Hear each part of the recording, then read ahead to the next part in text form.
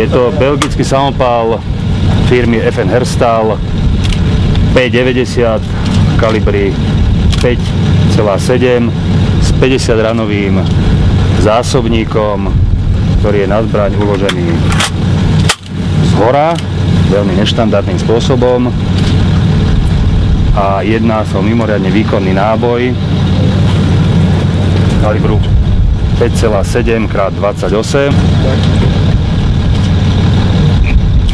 s mimoriadnym účinkom na všetky možné a do úvahy prichádzajúce povrchy a prekážky vrátane balisticky chránených vozidiel. Toto bude mať každý člen tej posádky? Áno. K tomu je v rovnakom kalibri pištol od rovnakej firmy. Pištol je označovaná ako 5.7 podľa 5,7 x 28 kalibra náboja.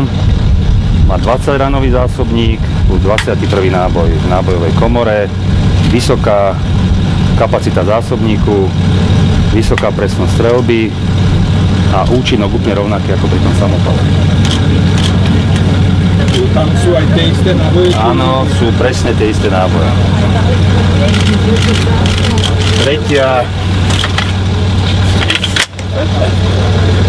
Tretia základná zbraň, ktorú však nebude mať samozrejme každý člen posádky, je opäť od belgického výrobcu FN Herstal útočná puška F2000 v štandardnom NATO kalibri 5,56 x 45, alebo teda tzv. 0,223 Remington. To bude mať len jeden člen. To bude mať jeden člen, a to ten zadný strelec. Mimo... Ja vám to dám potom aj na tú podložku, môžete to fotiť, to bude lepšie. Čo ste keď správne vyberali? Na základe účinku, pretože tento náboj má veľmi podobný účinok ako ten podstatne menší, len je to väčšia zbraň, ale na rozdiel od toho samopalu má aj granátomet,